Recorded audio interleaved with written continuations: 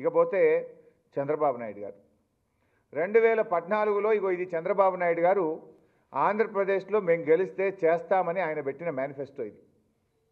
అయితే ఇక్కడ ఒక జోక్ ఉన్నది. ఈ మేనిఫెస్టో అమలు చేయలేదని ఆంధ్రప్రదేశ్లోని కాంగ్రెస్ పార్టీ ఆయన మీద ఛార్జ్ షీట్ విడుదల చేసింది. ఇది లేటెస్ట్. 4 ఏళ్ల చంద్రబాబు పాలన పైన ఆంధ్రప్రదేశ్ పిసిసి అధ్యక్షుడు రఘువీరారెడ్డి గారు విడుదల చేసిన ఛార్జ్ షీట్. వారం రోజుల పాటు ఆంధ్రప్రదేశ్లో కాంగ్రెస్ పార్టీ నిరసన కార్యక్రమాలు చేపట్టింది. చంద్రబాబు మోసకారి, దగాకోరు, చంద్రబాబు ఆంధ్రప్రదేశ్ ప్రజల్ని వంచిండు, మోసం చేసిండు అని ఆంధ్రప్రదేశ్ పిసిసి అధ్యక్షులు రఘువీరారెడ్డి గారు వారం రోజుల పాటు నిరసన కార్యక్రమాలు చేపట్టిండు. ఆ వారం రోజుల్లో జూన్ మొదటి వారంలో చంద్రబాబు నాయుడు ప్రమాణ స్వీకారం చేసిన 2018 ఇదే సంవత్సరం జూన్ మొదటి వారంలో ఆంధ్రప్రదేశ్ కాంగ్రెస్ చంద్రబాబు ఒక దగా జూటాకోరు, మాట తప్పిండు అని చెప్పి వారం రోజులు నిరసన కార్యక్రమాలు చేసిండ్రు. ఏముంది ఇలా ఈ ఛార్జ్ షీట్ చూడండి. ప్రజా వంచన వారం నిరసనలు. కాంగ్రెస్ పార్టీ చంద్రబాబుకు బిరుదిచ్చింది ప్రజా వంచకుడు. ఏందట ఇందులో ఏం రాసిండ్రు? వ్యవసాయ రుణాలు మాఫీ ఒక మోసం, అవినీతిలో నంబర్ 1, డాక్రా రుణాల మాఫీ దగా, అప్పుల్లో ఆంధ్రప్రదేశ్, యువతకు ఉద్యోగాలు హామీ వంచన, ముస్లింలకు గిరిజనులకు మంత్రి లేరు, జన్మభూమి కమిటీల పేరు మీద దోపిడీ. ఇలా చంద్రబాబు నాయుడు గారి మీద లక్ష్యశుద్ధి లేని 2022-2050 లక్ష్యాల పెద్ద దగా ఆంధ్రప్రదేశ్ కాంగ్రెస్ కమిటీ.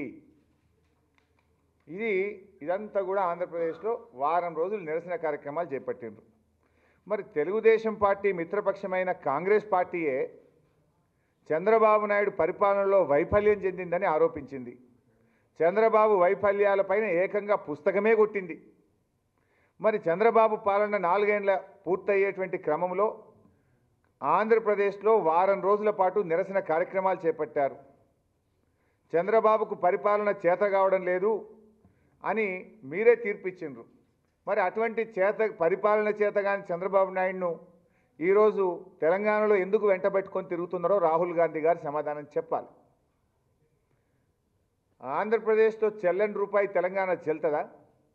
మీరే చెప్పింది కదా, చంద్రబాబు నాయుడు వంచకుడు, చెల్లని రూపాయి, మోసకారి అని ఆంధ్రప్రదేశ్లో మీరు చెప్పిండ్రు. మరి ఆ మోసకారి చంద్రబాబు నాయుడు ఎట్లా చెల్తాడు తెలంగాణలో? ఆంధ్రప్రదేశ్లో చెల్లని రూపాయి తెలంగాణలో ఎట్లా చెల్లాలి? ఆంధ్రప్రదేశ్ కాంగ్రెస్కు నచ్చని కాంగ్రెస్ తెలంగాణ కాంగ్రెస్కి ఎట్లా నచ్చిందో రాహుల్ గాంధీ గారు సమాధానం చెప్పాలి. అసలు కాంగ్రెస్కి ఎన్ని నాలుకలు ఉంటాయి, ఎన్ని మాటలు ఉంటాయి? ఇప్పుడు మేము కాళేశ్వరం ప్రాజెక్టుకు అనుమతులు తెచ్చుకుంటే మహారాష్ట్ర కాంగ్రెస్ మమ్మల్ని వ్యతిరేకించింది. పాలమూరు ఎత్తిపోతల పథకం కడితే ఆంధ్రప్రదేశ్ కాంగ్రెస్ వ్యతిరేకించింది. కాంగ్రెస్ జాతీయ పార్టీ అంటారు, 100 ఏళ్ల చరిత్ర కలిగిన పార్టీ అంటారు. మరి మహారాష్ట్ర కాంగ్రెస్ తెలంగాణకు వ్యతిరేకంగా మాట్లాడుతుంది, ఆంధ్రప్రదేశ్ కాంగ్రెస్ తెలంగాణకు వ్యతిరేకంగా మాట్లాడుతుంది. ఆంధ్రప్రదేశ్ కాంగ్రెస్ చంద్రబాబు నాయుడుని బొందబెడతాం, బేకారున్నాడు, ఖరాబు ఉన్నాడు, పనికిరాడు అంటారు. మరి తెలంగాణ కాంగ్రెస్ ఏమో ఆయనను భుజాల మీద పెట్టుకొని ఊరేగుతుంది. దీన్ని ఎట్లా అర్థం చేసుకోవాలి? దీనికి సమాధానం చెప్పాలి రాహుల్ గాంధీ గారు. జాతీయ పార్టీ అధ్యక్షుడిగా ఇవాళ ప్రజలకు సమాధానం చెప్పాలి.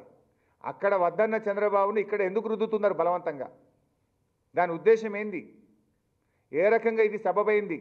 ఈరోజు సమాధానం చెప్పాలి.